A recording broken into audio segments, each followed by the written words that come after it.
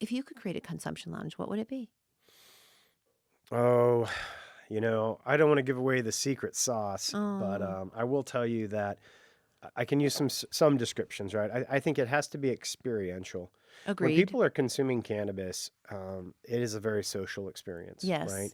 And we've all been to enough parties, either around MJ BizCon or other celebrations, where the music's loud and people that are smoking together will talk over the music, right? Because they won't want to 100%. chat, right? That's right. So I think it doesn't have to be a quiet place, but it could, right? Yes. But it needs to allow for if you want to kind of fall into yourself a little bit, Yes. right? And zone into I the like music that, fall or into something. yourself a little bit. Right. I do that every night. I know. I Well, fall look, deeper into myself every night, Scott. I mean, look, I think I people need a life raft sometimes, but I'm good. I'm not going to ask any more questions on that. No, but I'll do the questions. I will say that, I think it's got to be a safe place Mm-hmm. for somebody who, again, needs to zone out, needs to follow the music or be entertained in some other way, but also allow for people to interact. And not just the people in your party, but interacting with the people in the party next to you, right? Right. Now, we know right now with the restrictions because of the pandemic, it's a different set of rules. But Yeah. when we're past this, and we will be past this, and these venues will be open, the idea of being able to talk to the other folks, just like you do anywhere else you Socially. go, a bar, a restaurant, it's very social. Yeah. But I would want a venue that somebody walks in and the first thing they think is, I want some can? No, sorry. well, more to the Did point. I mention I'm a comic? I'm sorry. I think it's got to be a place, right, where Mm-hmm. they say, "Oh, I didn't know this Yeah. was what cannabis was about." 100% Right. paradigm shifting a little bit. Yeah. Correct. And a lot of people ask, "Oh, is it going to be like a hookah lounge, or is it like the coffee shops in Amsterdam?" Yes, and. If you want to, yes, Yeah. and 100%. Or you could say, no, you know what? This venue might not even allow you to smoke because they're just going to do infused dining.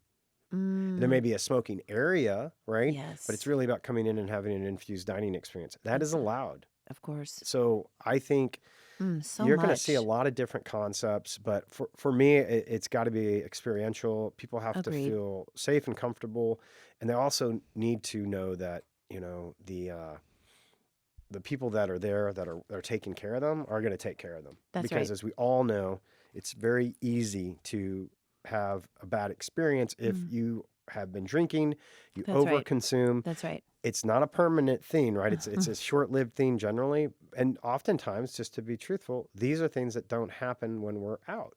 Right. It happens when we're hanging out with some friends at the house. So it's a little different, right? That's right. We just need to make sure we setting take and care. intention. Correct. Setting and intention, right. and we have to take care of each other. That's right. But it's cannabis, and so those of us who know cannabis know that a lot of the concerns people have, they're completely different from alcohol.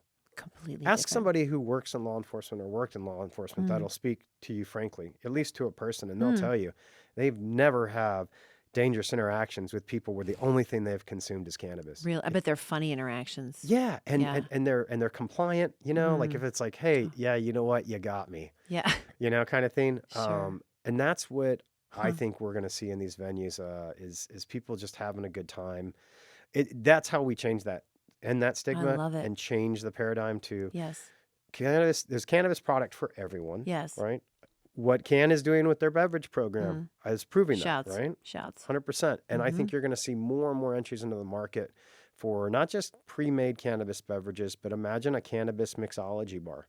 I mean, it's. It looks and tastes Yeah. like some sort of your favorite mocktail cocktail. That's right. It's got a little bit of THC, maybe some CBD, some CBG, something like that. And boom, you just had a wonderful experience drinking. And then you wake up the next day and there's no hangover. You feel great. You want to go do it again. That's right. That's our slogan. No hangovers. Did you know that? Is it? Yeah. The future of drinking is here. No hangers. No hangers. No hangovers. Yeah. No hangovers. Wow. In case you're wondering what kind of consumption lounge I would create. Yes. Well, comedy for sure. Like 2 shows a night. You get them in. with lots of fun snacks, Hmm. like a college snack board. You know what I mean? Hmm. So it's not heavy lifting with pizzas and cooked food, but like fun snacks, munchy snacks when you're Hmm. laughing. But during the day, I think I might turn it into like a meditation slash yoga, something. I really love the wellness. So I'd put all my stuff under one roof, somehow make that work. In I case think anybody needs help, I'm here. I think that makes a lot of It sense. does. Yeah. Cannabis tea and some All yoga. of it. Yeah. You Like know, you can be like really holistic and wellness and, that. And then it can turn into awesome laughter at night. I talked to some ladies that were part of the CEIC, the Cannabis Equity Inclusion Communities. Okay. They did a sort of a showcase of some of their cannapreneurs that want to apply for these social equity lounge licenses. They want to do a coffee shop, but really focused on wellness and good quality Yeah. products, right? Simple. Right. I've heard Poetry people- reading. We can do some Exactly. stuff like that. Why not? Yeah, Why not, Everything right? is better. Well, cannabis, I love Carl Sagan, who said it best. It's a very sensual plant. Hmm. Music, lovemaking, art, food is all enhanced. So obviously, 3 out of 4 you can put it.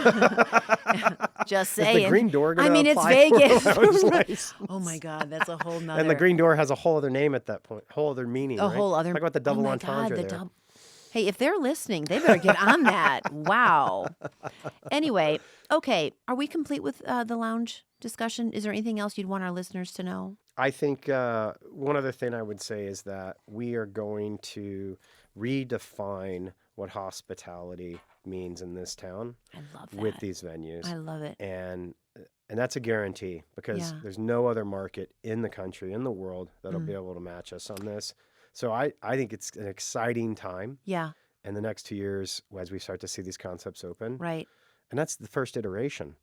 right, And then people are, wait a minute, I think right. we've got a better idea. 100%. you know? So if we have, 40 million tourists coming through a year, what do you think it'll go up to?